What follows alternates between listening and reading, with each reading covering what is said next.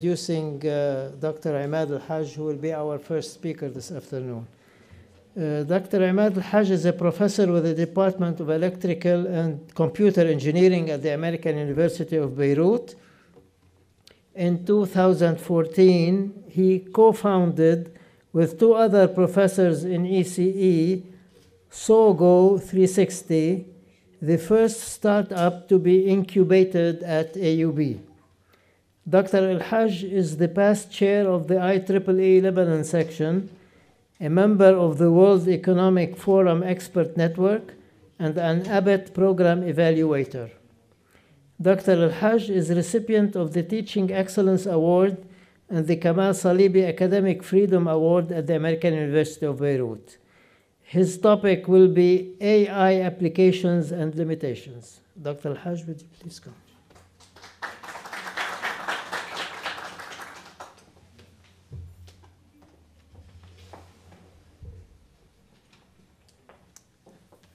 Thank you for the introduction, and thank you for the invitation.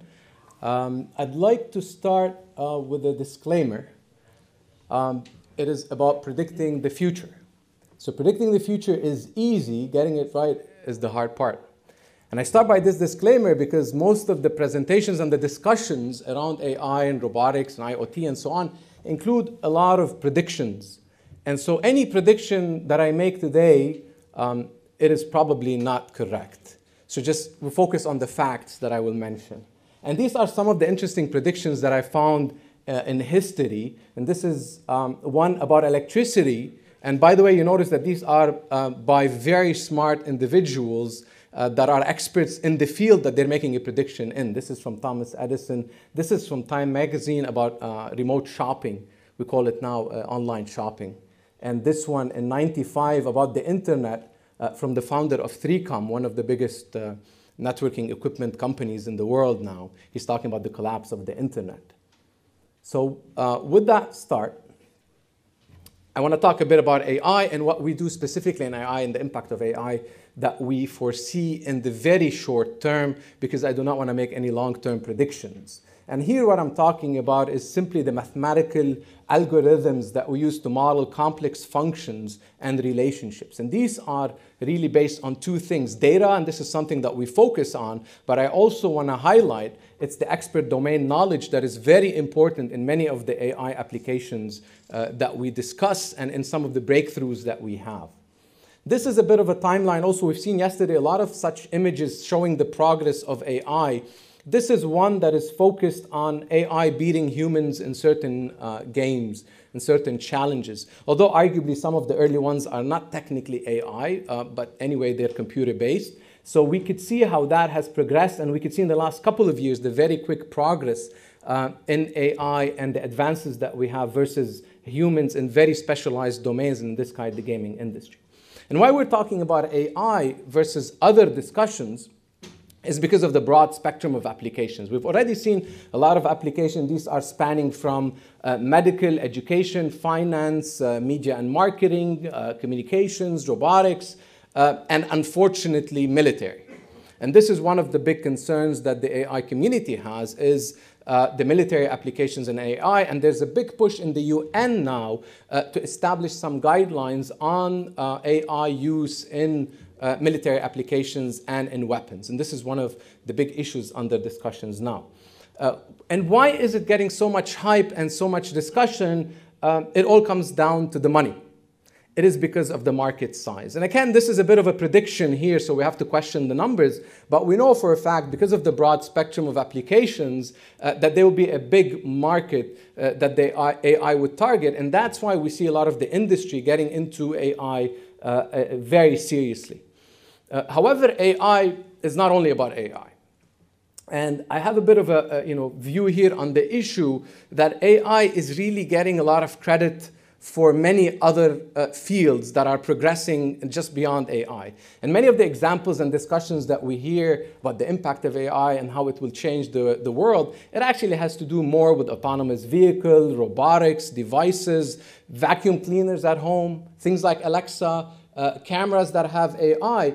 And these systems are beyond just the AI and the software, and they have a hardware component. And I mention this because this hardware component might be itself a limitation for the advancement and for the potential of what AI can do beyond the pure computational and software AI. So if we want to think about the future, really, I want to make sure I give credit to the different fields. And these are several, and not only AI. And that's why when we discuss the progress, and we've heard the terms yesterday, convergence. So it's really about all these technologies coming together and causing progress in each of these domains and having progress across these domains.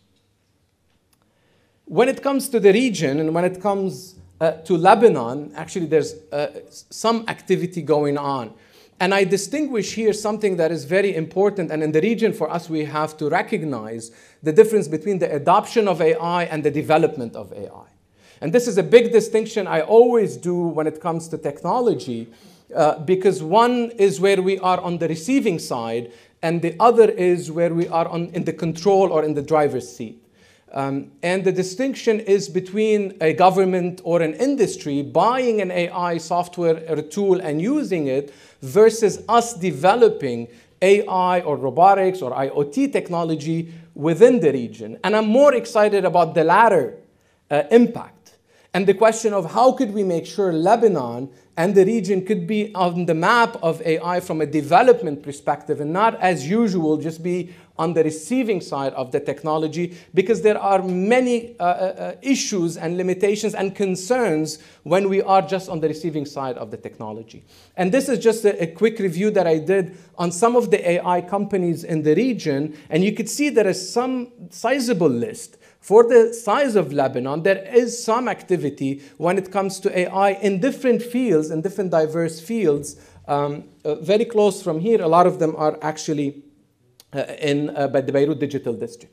What we do, and the focus of my short discussion here, is about what we do at AUB in our labs and the research that we do. And really, if I want to describe it in one slide, it is at the intersection of robots, humans, AI, and network. And these are the different applications that we work in. I will not cover all of them due to the shortage of time today, and I'll focus only a few to give you an idea and flavor of the type of work that we're doing. The first one is in the heart health, in vascular medicine.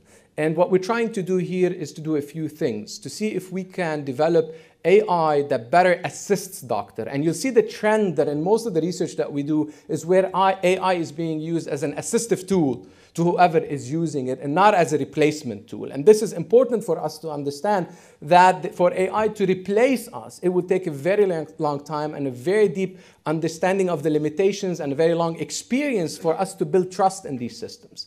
And especially when it comes to the medical field, this will take a very long time. So what we're trying to do in some of these projects, this one is an example of where we're trying to build assistive systems that can calculate the required doses of medication for thinning, for blood thinning, سيلان الدم. And this is a problem because the dosage is very difficult to set by the doctor. So we build models that will allow the doctor to predict a better starting dosage for the medication than the tools that are existing currently for them. And we've shown that they actually outperform all the other systems that exist currently in the market.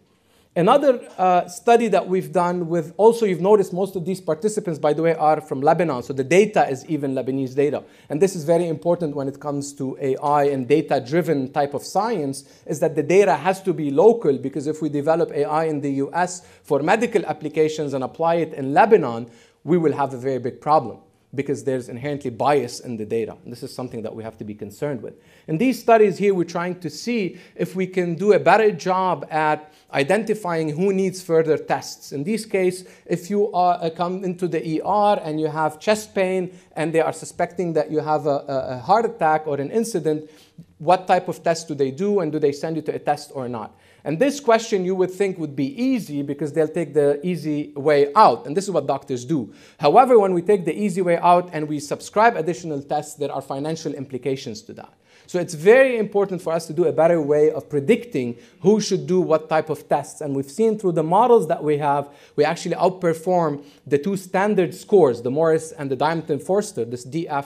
These are the standard scores that they use in the medical field. And we were able to actually outperform and given the population that we've used in our tests. And this is another one, similar study using 5,000 patients, but this is for a US data. These are patients in the US, and we've shown similar results where artificial neural networks are outperforming the standard methods that exist in the literature. And this is what I was discussing about the financial balance. We've shown in the research that we can tune the AI models to become less or more sensitive, which means, per se, here the syndicate wants to, the order of engineers want to make a decision on what approval for what medical procedures it will do. It could technically choose a model based on the budget that they have. And they could say, we do not want to spend more than this much on doing ultrasounds, and we are therefore going to choose the AI that we know ahead of time is less sensitive than another AI. And you could see here an advantage and a disadvantage for us in going in this route where we are actually putting the risk of missing an obstructive coronary artery disease versus a financial aspect. This is another example where we're trying to use knowledge that you have about salt. Using only 8 questions, we could predict your behavior towards salt, whether that's favorable or not. And salt is very important for your heart health because of the blood pressure implications. And this is important because this will allow, a clinician will allow the doctor to predict whether that patient will actually monitor the salt intake and reduce the salt intake, or would not reduce the salt intake, only based on their knowledge and very limited medical information about that individual. Another area of research that we're using AI in is related to networking and communication. And here what we're trying to do is 2 things. Classify traffic as it's traveling over the network. So can we know what that traffic is without actually reading the packets? And can we know if we have a malicious type of traffic? And this classification is important because then we can gauge the quality of service that we are providing for the different data streams. And we've shown that using random forests, we can, with very high accuracy, classify what type of traffic you are using. So just by monitoring the pattern of the traffic without reading the traffic, and this was demonstrated even with using a technique where we change the traffic into an image. So what you see here on the slide is actually traffic patterns being transferred, encoded as an image.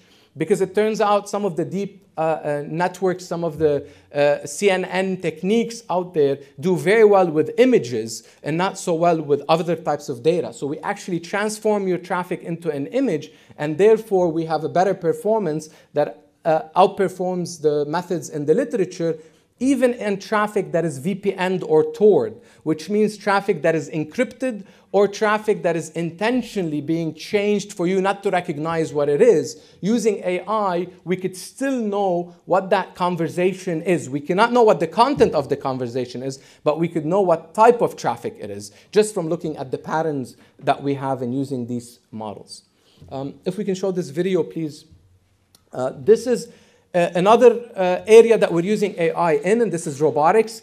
It has to do with driving drones. If you ever bought a drone and you know that you will break that thing in probably the first day that you turn it on, because it is not intuitive to actually drive these drones. So we're building AI that can improve the robot's understanding of what the human is trying to do. And by this, improve the drivability of the drone. And you can see, again, the trend of where we're trying to use AI to assist and to help the individuals and build better systems. In this case, we built models with multiple models that can, based on the joystick motion, the system will recognize what you're trying to do better than almost how you are actually executing it. So if you move a joystick in a certain direction, the system will understand that you're trying to go up in a straight line better than you're able to actually draw a line. And by doing that, again, where we transfer the motion into an image and an image encoding, we are able to get, if we can play this video, please, are able to get improved performance on the existing methods in the literature and in the industry. And you can see here a user is driving this drone. So you don't see the AI, but the AI is effectively looking at the hand motion of the driver and translating those motions into commands to the drone so that we can have a better performance of the drone. And both on objective measures of performance, how long does it take us to land, how accurately do we land, and so on, with 10 different drivers, we outperform the other methods that exist in the market. and on even the subjective rating. So when we ask the users which one was more comfortable, which was one more easier, more efficient, the method that we've developed using AI outperforms the other systems that exist. And now what we're trying to do is build autocomplete type of systems for driving drones. Just like when you're typing, your phone guesses the word and can let you complete it. We're trying to do the same thing with drones. So as you're driving it, then on your screen, you'll get an arrow and the system will tell you, oh, you're trying to go up and let me complete it for you. So I can complete that motion for you. And this is a simulation. We're not completely done with this work. This is a simulation showing what the concept would be. So the drone would recognize that you're trying to zigzag and will tell you, you want me to zigzag for you? And you'll say, okay, yes, go ahead, autocomplete, and then the drone will do it much better than you would have done it manually. And again, you see the trend and you see this theme where we're trying to augment the user. This is what I briefly, very quickly went over is what we know. And I think from the presentations yesterday and probably from most of the presentation today, that you realize that people working in AI, there are many things that they do not know. And it's the tough questions that we do not know. And when it comes to legal, cultural, economic, social, or ethical aspects, we really have a challenge of understanding what should be done. And this is important for us to recognize because going back to the issue of if we're an expert in an area, it does not mean that we can predict the impact of that technology in any of these domains. When we talk about limitations, just a couple of slides and I'll conclude. It is important for us to understand the limitations of the technology. And when it comes to AI, there are several, and I'm highlighting here 4 main ones. And one of the big ones is data bias. And data bias, it means when you have a data-driven system that is learning from data, how representative is that data? In every respect, genetic, gender, regional, you name it. So if I have a medical system that is trained in the US, we go back to that example, and I come apply it on the population here in the Middle East with a completely different genetic signature, then does it really function well? And we've seen a lot of embarrassing incidents, even with the big names, even with Google. They had incidents where if you search for certain populations of certain color, you will get pictures of monkeys on the return of the search. It's a very embarrassing type of incidents, but in some cases it can go beyond being embarrassing into something that could be life-threatening. And this is important when it comes to data bias.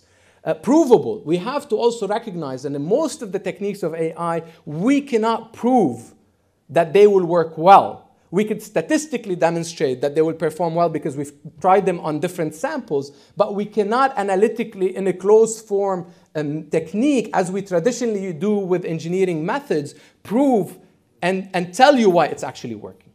The other thing is that computation, and we cannot underestimate that. These techniques are computation hungry. And failure modes. We could almost never know when an AI might fail because there's something that we did not predict in the data. For example, systems that read the signs, street signs. Very important feature when it comes to autonomous vehicles, autonomous driving. It turns out that some of the techniques that were performing very well, they fail miserably once they have a sticky note on the stop sign. So if there's a stop sign and you just put a sticky note on it, the system will fail, will not detect it. So this is something that they had not foreseen, and we don't really understand why, and it takes a lot of depth and a lot of studies for us to understand why that is the case. When it comes to Lebanon, and I think we have a major opportunity in the current technological progress beyond just AI. And I want to use the term leapfrog.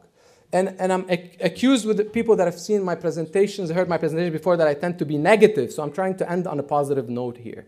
And I think the situation that Lebanon is, we know how challenging it is, we know how difficult and how bad the conditions we're in, but I think there's an opportunity that we can skip a generation of technology. And we can actually get up to speed and become competitive by skipping a lot of the technologies that have been around for the last 10, 15, 20 years and get up to speed and leapfrog into the next generation. And I'm highlighting here 4 of the domains that I feel not only AI, but could play a role in Lebanon where we can have homegrown technology and we can have easily an ecosystem that nurtures these type of startups and these type of companies. So beyond AR, VR and AR, augmented reality and virtual reality is a major area that I believe Lebanon could be a major player in. Communication and networking and robotics. And across all these 4 domains, software is the connecting point. And because the barrier to entry when it comes to software, and we were just discussing this, the barrier to entry to getting into the software market is relatively low versus hardware. I think Lebanon has an opportunity that if we get our youngsters into these areas and we build the expertise needed, we can actually leapfrog Lebanon into a country that is a technology developer and not just a technology consumer as we currently are. Thank you very much.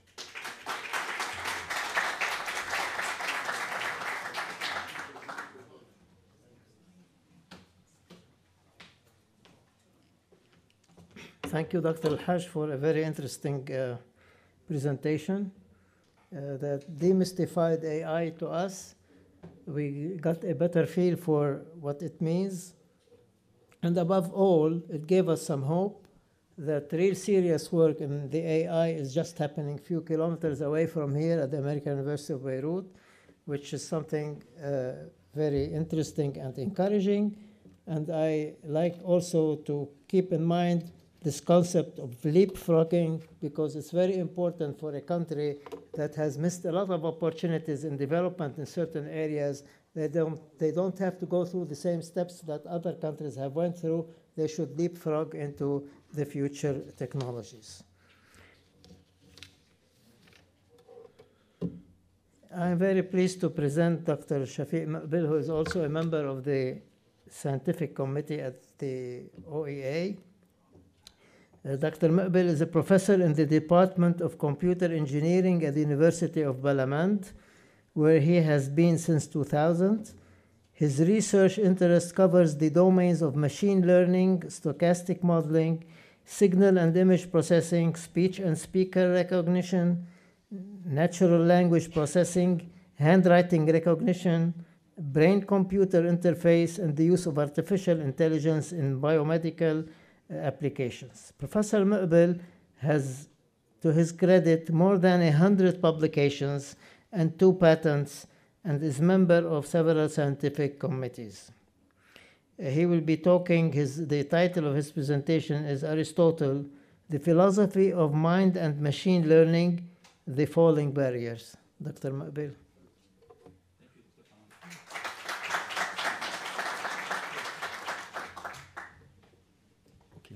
Good afternoon, Your Excellency, President of the Order, Your Excellency MP Ismail, dear colleagues, esteemed guests.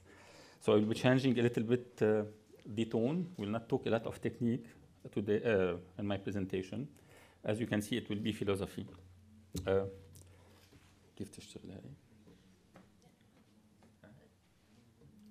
next, okay. Technology, AI, huh? Okay, so I'll go through these points. We are talking about artificial intelligence, intelligence, mind, philosophy. I will start saying that Aristotle, before Christ, in his work very known, De Anima, so on the soul, presented the soul as the fulfillment of an organic body. And he has identified 3 powers for the soul. The nutritive, which means we have to take what he called the holomorphic matter and form. So we take the form and the matter, and this is eating and reproducing, etc. Perceptual, which is mainly animal, meaning we can see the form independently of the matter, and intellectual, which is the quality of human being only, in his perspective. This is, and considering human as a rational animal, because all other things that live for Aristotle lacks logos. Distinction between passive intellect and active intellect acquired only when engaging in cognitive activity. According to Lurs, Aristotle refused reason to animal actually everything is related to the capacity of speaking, the capacity of speech. The father of the first industrial revolution, who is René Descartes. So like 400 years ago, in his discourse on method, has this statement. I have it has been translated to English, but I will not read everything. The first, when talking about machines, and he knew few of elementary machine, Descartes, it was just a simple printer. The first, ما كان في كهرباء حتى. The first is that they can never use words or put together other signs as we do in order to declare our thoughts to others. We can certainly conceive of a machine so constructed that it utters word, بس بالنسبة له it will not be able to communicate clearly with human being because it's not conceivable that such a machine should produce different arrangement of words. So premise one, whatever X is intelligent, it means that X communicates with human being. Premise two, machine can reproduce few sentences 400 years ago, but not different arrangement to communicate with those beings. And conclusion, machine cannot be intelligent. The same Descartes, even influencing our today artificial intelligence, say that the machine also are acting not through understanding, but only from the disposition of their organs. These organs need some particular disposition for each particular action, and organs to make it act in all contingencies of life in the way in which our reason makes us act. So again, the same story, X is intelligent, X acts as a universal instrument. Machine cannot be a universal instrument, so machines are not intelligent. So this is our major frame, but still Descartes, the father of, the initiator of the first industrial revolution, has anticipated a kind of artificial intelligence few centuries ago. I will be a little bit provocative, saying that Aristotle was not for dualism against Plato, saying that the mind exists and the physical world exists. The question is, how do they interact? Descartes was for Plato, and Descartes said that they interact through the pineal gland, which has been a mistake in the nature, because the mind and the matter are of two different nature. And then we have, in recent philosophy, several schools. Behaviorism. This is the school adopted by Skinner, a psychologist person, and two philosophers, Karl Hampel and Gilbert Ryle. They say that the mental state are only stimulus-response pairs, so nothing outside the material. And then we have verificationists that say that we have to, this is part of the Vienna Circle, anything that will have a meaning statement should be a logical truth or can be tested or verified. And we have the scientific reduction, materialism or physicalism. Here, there is no mental state. Everything is in physics, not even biology, not even chemistry. The only science is physics. And then we have science fiction, idealism. There is no physical state. All is in the imagination. All is in the mind. And you have epiphenomenalism. Mental states have different properties than physical state, but completely depend on them, meaning when we observe, we can learn. My talk, as you have seen, is about language, because in philosophy, this triangle is very important. On the three corners of the triangle, we have mind, word, and language. What I have just spoken about is the relation between mind and word, the philosophy of mind, the perception, the action, the intention, the understanding. This is how our mind, or what is supposed to be our mind, perceive the world. But there is a relation between mind and language. It associates ideas and concepts with words. So the mind will use language to describe the concepts, which is very true, but you have to see it in the other direction. The language that we use can constrain the way that our mind sees the world. So it's a two-direction impact. Because if the language is not capable to describe a concept, then the mind will be deviated. And finally, the truth coordination and ambiguities are the relation between language and word, because language can be used to fake an idea of the word. So it's very important, and this will move me to what I want to say. Words and languages are tools for communication. A lot of philosophers say that. Let me take an example very often taken, the word triangle, triangle. When we say this, then in the mind of the people, we will see, especially us as engineers, the shape of a triangle. But the three angles are one property of a triangle. They will not totally describe a triangle. There is the width of the side. There is the color of the triangle. Is it filled or not? There are other properties. The word triangle is just one word that describes one single property of this shape, and it will permit to start discussion, while the language will be used to clarify what this triangle is, meaning its size, its area, its surface, while we are putting this word in connection with others. Machines, in general, this is the first time I use machine now, need to define indicating words and connect them in sentences in order to communicate with us. Do they need to connect words together and use a language in order to communicate within machines? I am not sure. Some personal domains of research since 1988. These are the domains on which I have worked personally. In speech recognition, one of the major areas of machine learning. Adaptive speech recognition in particular. Dialogue. If we remember what Descartes has said, dialogue system permit to interact or to have an interaction with users through a natural interface.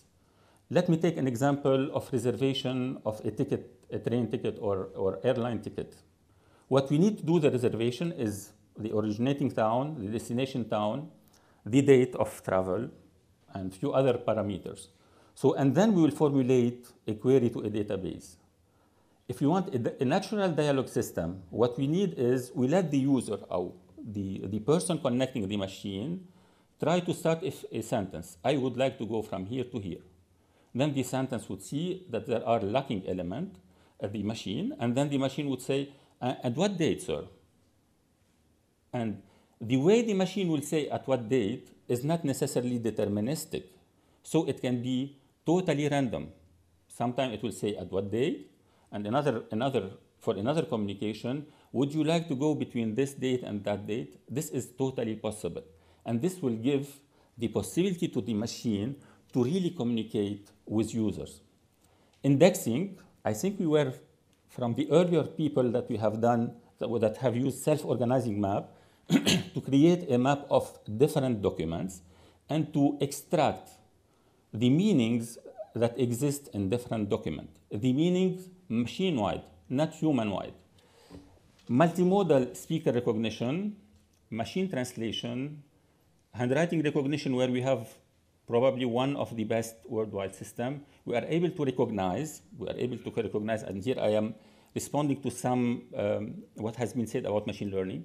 We are able to recognize ancient monuments much better than any human can do. So, of course, it's not perfect, but it's much better than any specialist reading those documents. Brain-computer interface, so this is in the biomedical, and identification of nervous disease. It's really a hot topic today, based on non-invasive measures. These are few of the domain, and we have tools that have been developed, and some of them are open source, Minnon Bekar and HCM. Just very quickly here, this is a basic model of an automatic speech recognition system. All is in the language. As you can see, the signal enter as a acoustic wave on the left bottom of the slide. And then traditionally, we used speech analysis to extract information on small window. Then we do have an acoustic model, totally statistic or stochastic, بنسميه hidden Markov model. And on the top of this model, as you can see, we have a lexical model. What is a lexical model? The lexical model would represent the accent that we have, the different accents that exist in a country. On the top of which we do have linguistic model, the relation between the different words in a sentence, and on the top of that, the cognitive model. What happened in the recent year, and then all this was stochastic, so we have a likelihood at the end, and we decide what was the recognized sentence. What happened lately is that we mix together the extraction of the feature with the acoustic model. This is extremely powerful because our machine of today are capable to extract information. بالأساس نحن كنا we look to the signal and try to say, this is this frequency, this is what should happen in the vocal tract, etc. But now we don't do that at all. We let the machine extract features that we cannot interpret. This is the idea.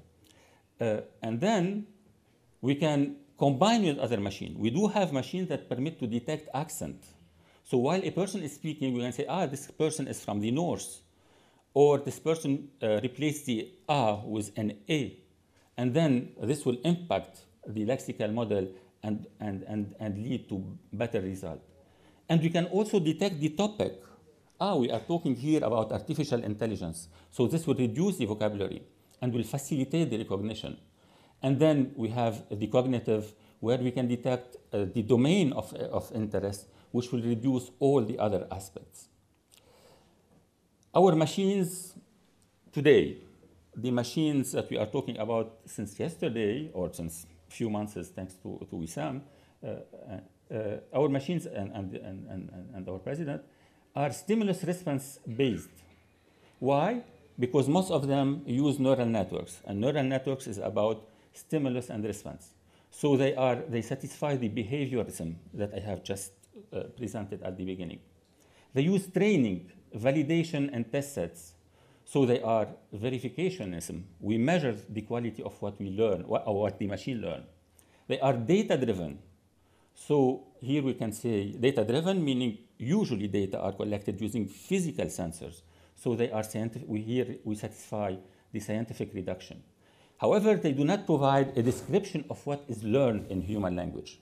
I have heard yesterday the presentation of IBM, and if I agree that IBM Watson is one of the best labs in the world, I have a lot of doubts that we will be able to interpret the meaning of the parameters, billions of parameters that exist on our machine.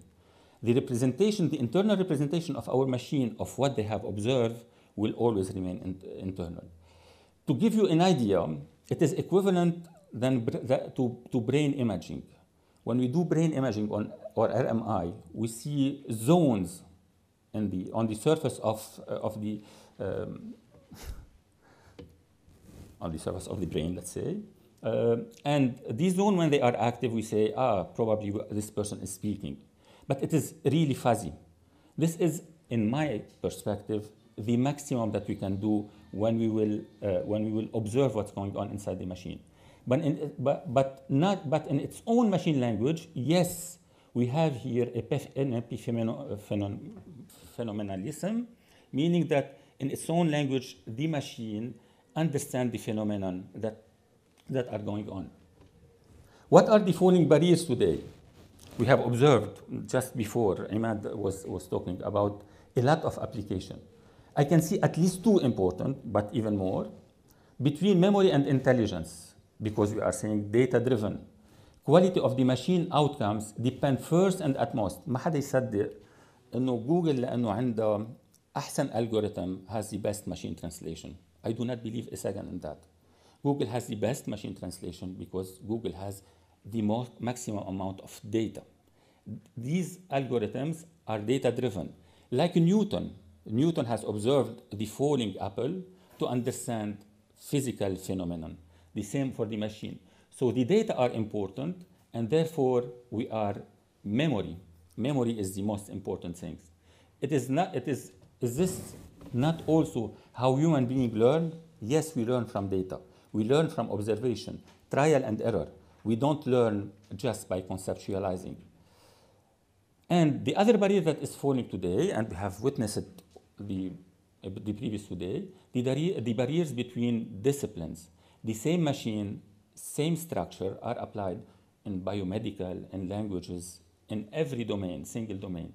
So machines are used as transversal, and this has been said yesterday and just now before, to different disciplines. Machine learning and artificial intelligence. I go back to the two expressions. Let me say I resisted like 15 years or a little bit more than a decade to the idea of machine learning. I was always talking about our algorithms as estimation of parameters, not learning. And just a little bit more than 1 decade, I accepted the idea of learning. Learning means what we have in a classroom in a university. When you have students, you try to give them the best, but you expect that what they will assimilate, they will have even more. So they will assimilate the knowledge and get it out in a better format. And therefore, in my perspective, now I'm just trying to be philosopher, intelligence is learning. I learn, therefore I am intelligent, the Descartes way. But learning does involve more than one person in general. When you are in a classroom, you have several students and a professor, at least 2 persons, and also intelligence is collective, meaning when we have discussion among several in a group, the results are often much better than a single idea. So the learning intelligence is not only one brain, is a set of brains. And we have to see it like this. Why I'm saying that? To explain the following. Learning is done according to 2 dimensions in general. Vertical or throughout time. And I think the last few slides like those do not exist. I did not see them anywhere. Vertical or throughout time, where we have accumulation of knowledge. We just begin by saying Descartes is influencing the current version of the Industrial Revolution, the fourth one. So we accumulate knowledge through years. And this is my vertical dimension of learning and of intelligence, of course. But it is also horizontal, like we are doing here today. When we are in the same period of time, we exchange ideas and we enrich each other and the intelligence of each other. Collective intelligence also go along these 2 dimensions and not only the learning. According to the 2 criteria of Descartes, today our machines are intelligent enough since they can communicate, as I have explained briefly, with human beings. And there are some services, telecom services, where you cannot say it is not human who is discussing. And they are not, since till now they cannot handle our contingencies of life, all of them together. We have machines that operate on specific dimension. According to Aristotle, our machine engage in cognitive activities, and therefore, because they learn, therefore they will acquire active intellect. Our machines learn with 2 major constraints, and this will open the door for future perspective. Futures, not necessarily the coming years, but probably the coming decades or probably centuries. What I am saying here, what I'm stating, and time will prove if it is correct or not, is that the machine learn in the learning process by using our language, because we mark the data and we put the data. But this is not the most important. We have, in absence of collective learning and intelligence within the machines, vertically and horizontally, their learning passes till now through human beings. Although it is not 100% true, we are starting to see in the literature some machines that internally will constrain each other, which will give the idea of inter-machine learning, which might be extremely important for the future and sensitive. And I apologize. It has started. Facebook created a bot between, they created 2 robots and they started talking to each other. Yeah. They created their own language. I do agree with that, but I am saying even in the heart of the machine, we have structure of, we dispose the element that create the machine, which in a way that will constrain each other. This is one of the hot topic today. What I want to say, I apologize for the burden, okay, I apologize for the burden. Although the whole committee is a little bit responsible, I am the major responsible of all these philosophical ideas, and I thank you very much. Thank you. I think.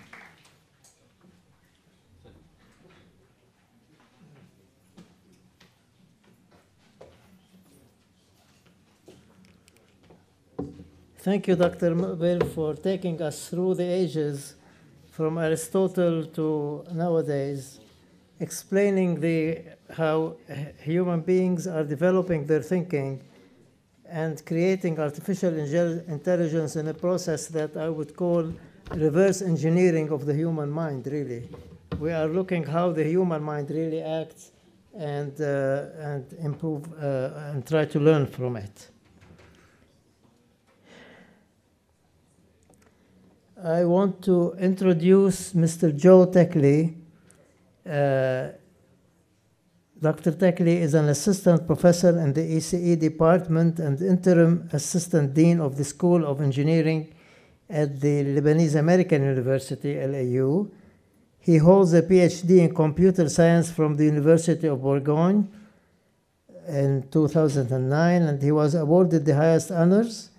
He has completed various postdoc and visiting scholarship missions in many countries like Italy, Japan, Brazil, France, and USA.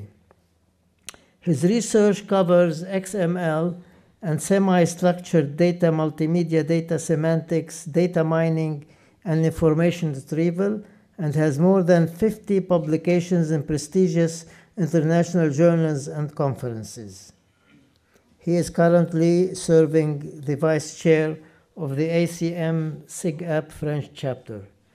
Dr. Teckley will be presenting about processing human emotions toward social artificial intelligence in music, sentiment-based expressions, and composition. I look forward to a very interesting presentation.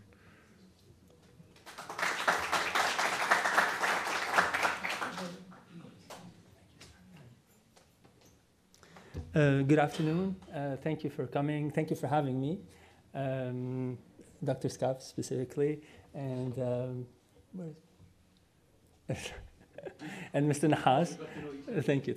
So I'm going to use the beautiful. So my presentation has to do with a project that we've been working on for the past couple of years. It was completed during the summer with a student of mine, Ralph Aboud, who is currently doing his PhD at the University of Oxford in the UK. The idea was to try to use certain artificial intelligence techniques to compose music that expresses sentiments. So I feel happy, I tell the computer I'm feeling happy, compose a piece of music which expresses happiness.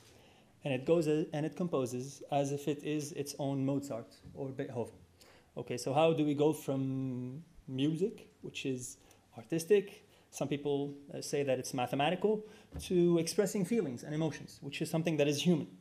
It's a property. I mean, we consider ourselves very special because we feel, right, compared with other beings which are less intelligent and which do not feel. Here, to build on what was said in the previous presentation, some people say intelligence is learning. Some people say intelligence is feeling as well, or perceiving. Or attaining a certain goal.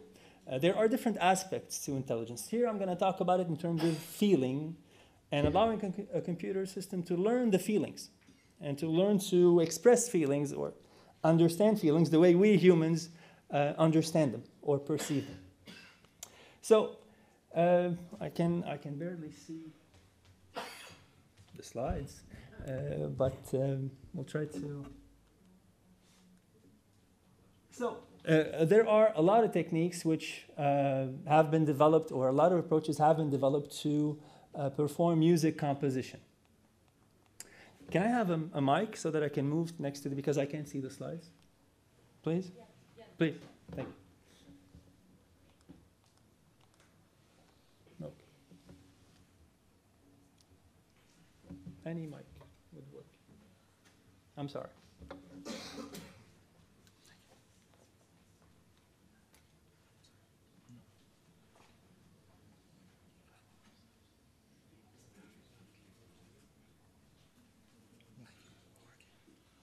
Okay. So I hope you can hear me, even if there's some accent problem.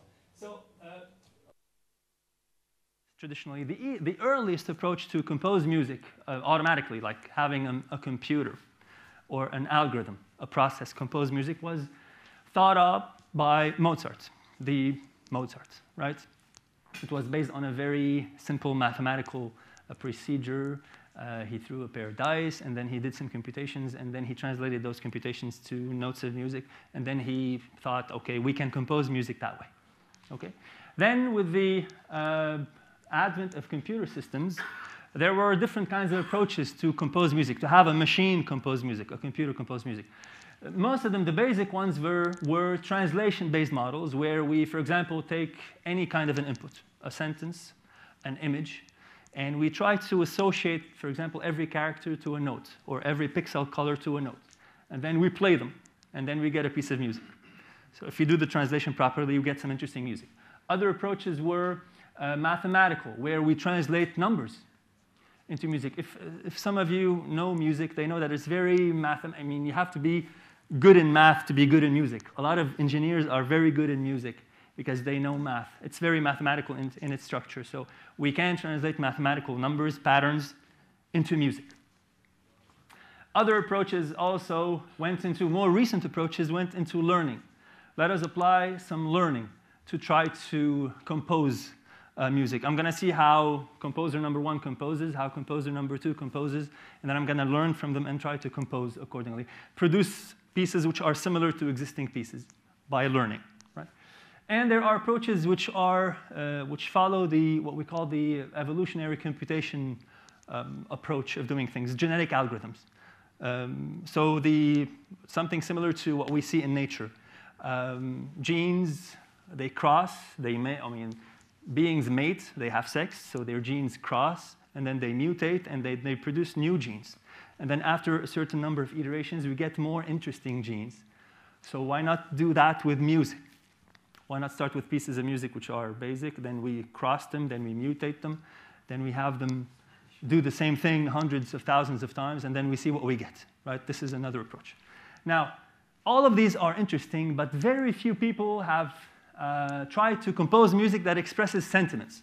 So all people have tried to compose music, tried to develop solutions which compose music, but very few approaches we know of compose music that express certain emotions, happiness, sadness, fear, anger.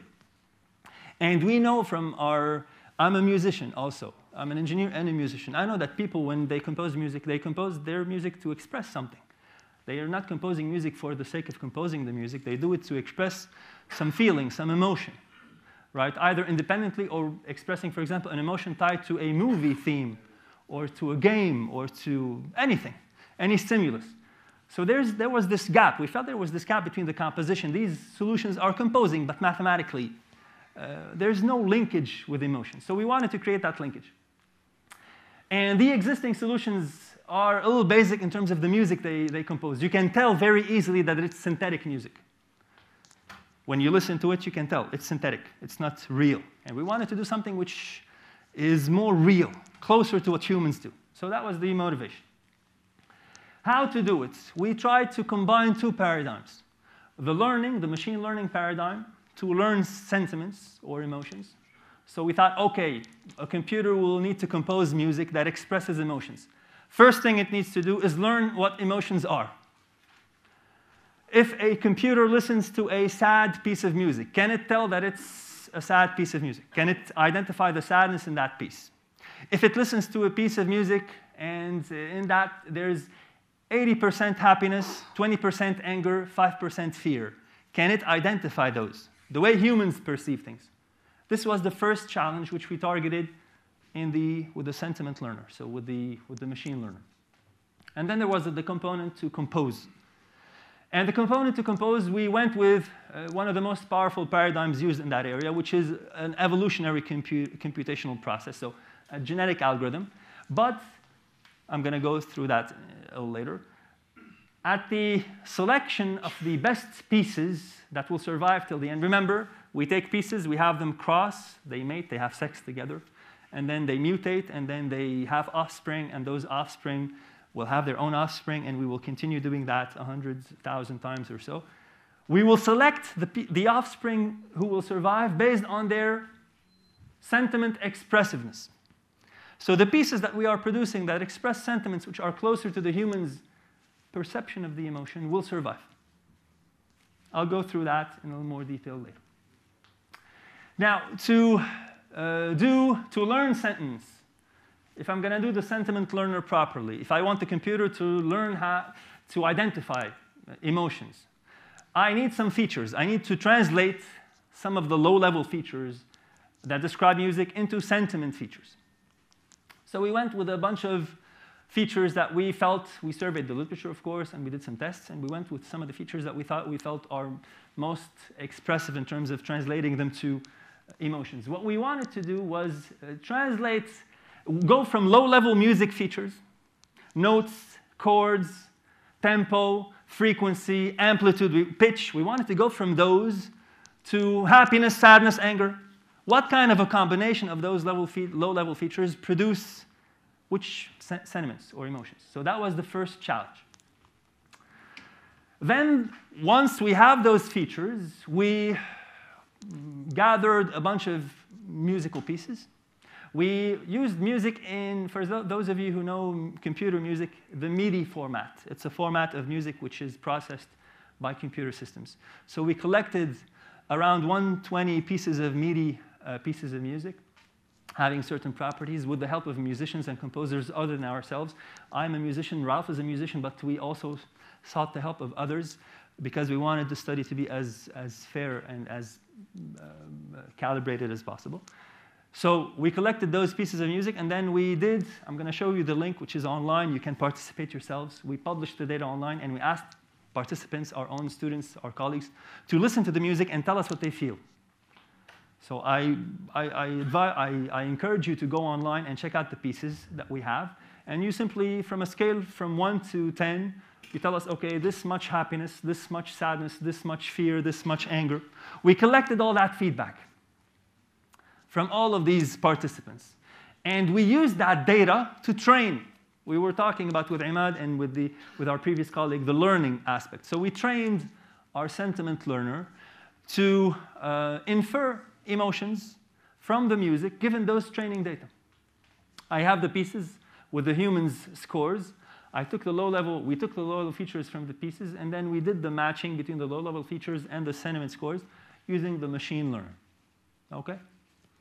So that was the learning part. Now our computer system, or our software, knows how to perceive. It cannot feel, but it understands the feeling inside of the pieces of music. So now if we give it a piece of music, having certain properties, of course, it can tell us 90% happiness, 20% anger, 5% fear, 6% joy. You can imagine it.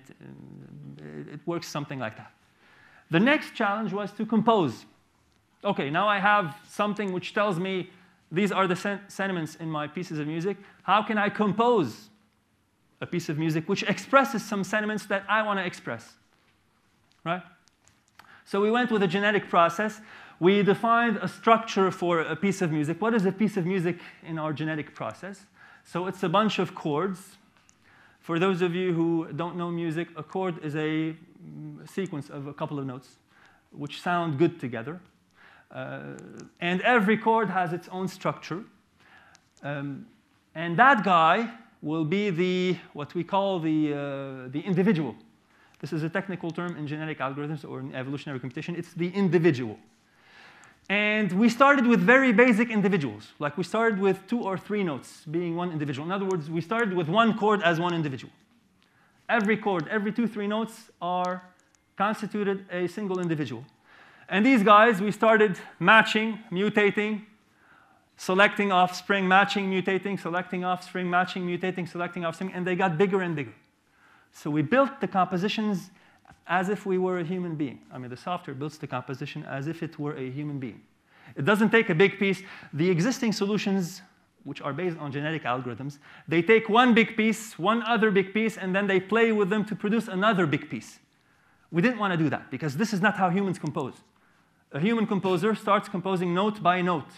And this is what we wanted our system to do. So we started chord by chord, 2, 3 notes by 2, 3 notes. And then it builds, and it builds, and it builds. And then whenever we want to stop, we stop it.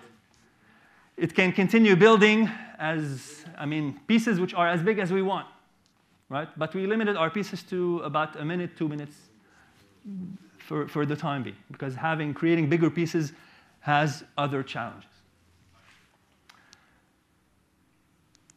Regarding I just described that.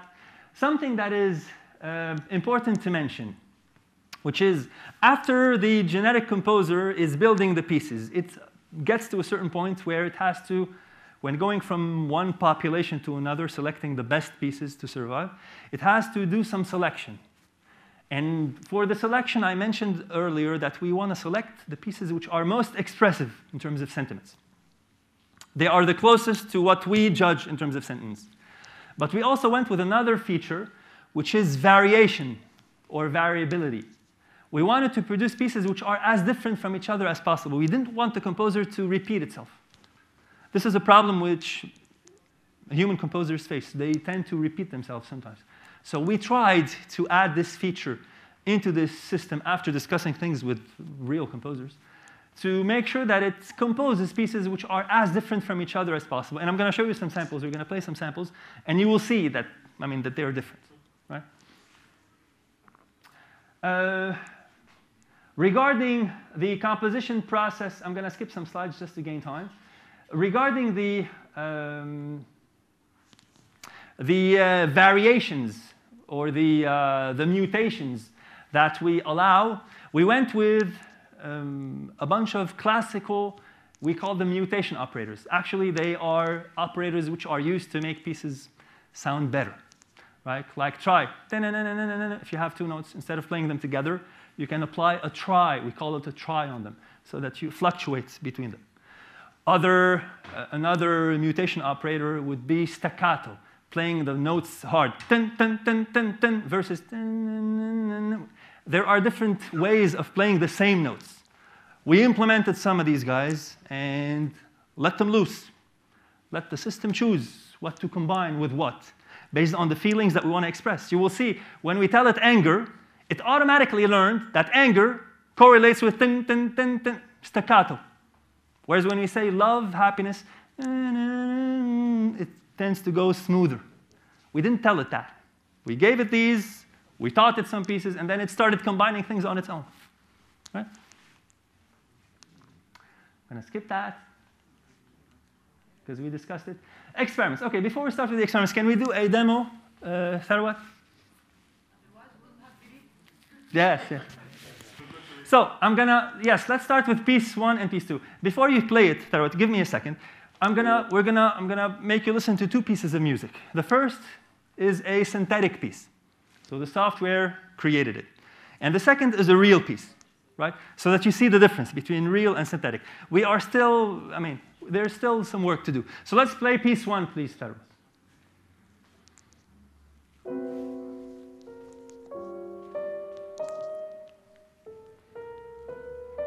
Synthetic. Here, the player is human. We're talking composer. The composer is the machine, but the player is a human. We gave all the pieces to the same pianist and asked the pianist to play them the same way.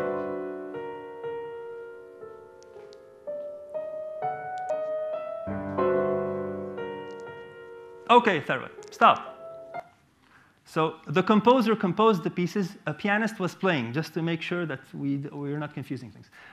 So synthetic. Let's play piece 2.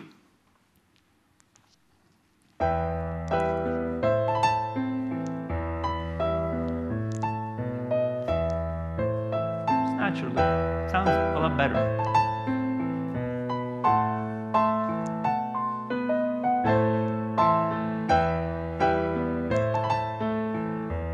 Even the feelings are clear. A little sadness, a little anger, maybe. OK, stop, Sarah. Thank you. This is the synthetic. The first was the real. The first was the real. It was by a modern composer called Scriabin. He's a little crazy. This is the synthetic. And this piece, can you open up the Excel sheet, please, Sarah? So this is piece 1. It expresses 50% anger, 20% fear, 20% sadness. We didn't normalize the percentages. So if you want to listen to it again, play it again, please, Tarwa, just to make sure that the sentiments are anger, fear, sadness. Piece 2. Piece 2, please. So anger, sadness, fear.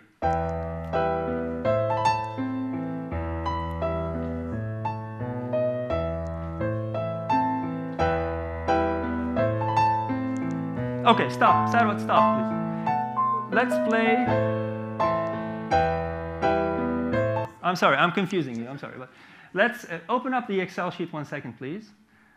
Let's play piece 6, which expresses joy and happiness. Piece 6. Yes. Synthetic.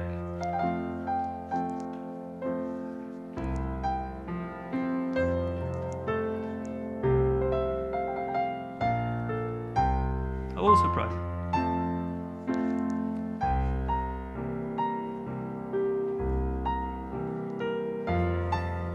Okay, stop, Tharwat. Let's go. Sorry? Thank you for the comment. Actually, feelings are very subjective. This is based on the listeners who gave us their input. Are you at this one? Based on the problem. Exactly. Average mainstream reaction. Exactly.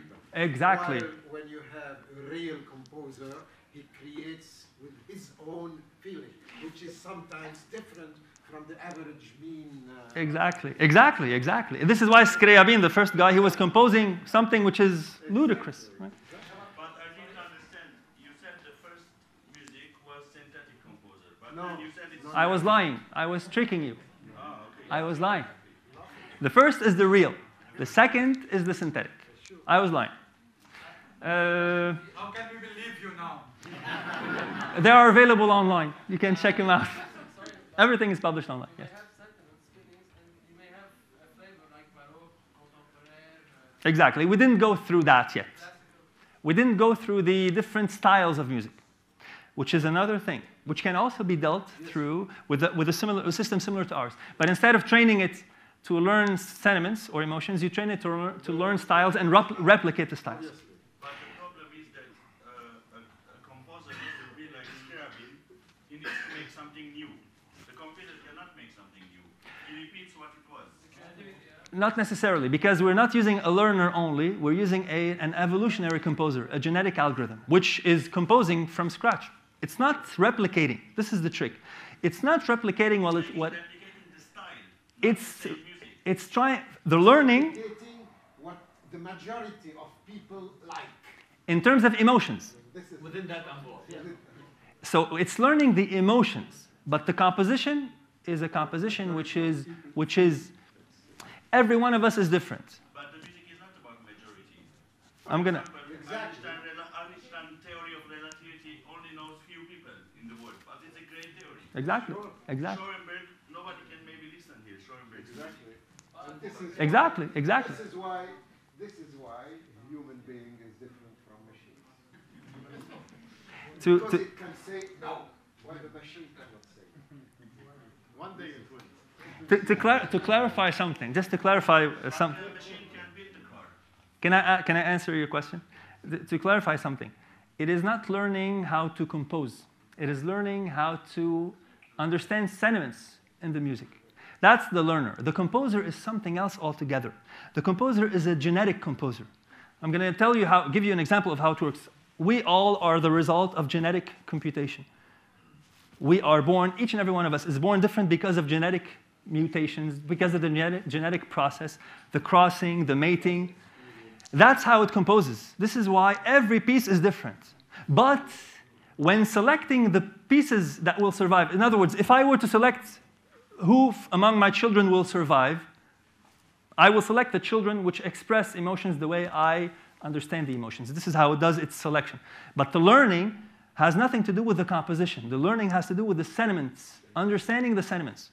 That's the learning part. This is why this guy is dangerous. Right now, it's composing these kinds of pieces which are mainstream. But you can very easily fine-tune it. You can very easily include outlandish mutations. We included 18 music theoretic standard notations, which is why it produces standard music, theoretic music. In other words, it produces music which we understand in mainstream music. But if you tell it, okay, jump from chord A to chord Z, and it will do it. And it will replicate it if you like it. To be clear on that point. I'll get back to, if you'd like to, we can listen to other pieces. I'll get back to this in a second. It's dangerous in what perspective? In terms of, we don't know the limits. But I don't think imitating like jazz or folk. Can we please, there's a question. Can I please, yes, yes. Well, let's finish with. Imitating humans and then substitute human speech, you mean, and then. We had this discussion with Jean-Marie Riesche, with Joseph Khalife, our own LAU composer, with Robert Lama from the National Conservatory of Music. They told us, why are you designing music composers? What is the reason behind it? Our answer was, we wanted to see if we could do it. This is the danger. We wanted to see if we could do it, and we did it. Why? Because when we made Jean-Marie Riesche listen to the piece, he could not tell he's a composer, professional. Joseph Khalife likewise. Robert Lama is an instructor. They could not tell the real from the synthetic. They are professionals. And this guy is composing. And it's not replicating. It's understanding emotions and composing the way it thinks it should compose. This is the danger. What comes next is, what if we want to reincarnate Mozart? What if I take all the pieces that were composed by Mozart, and I teach this guy the style of Mozart? And then I tell it, compose as if you were Mozart. This is dangerous. If you can do it with music, you might be able to do it with other things. That's the danger.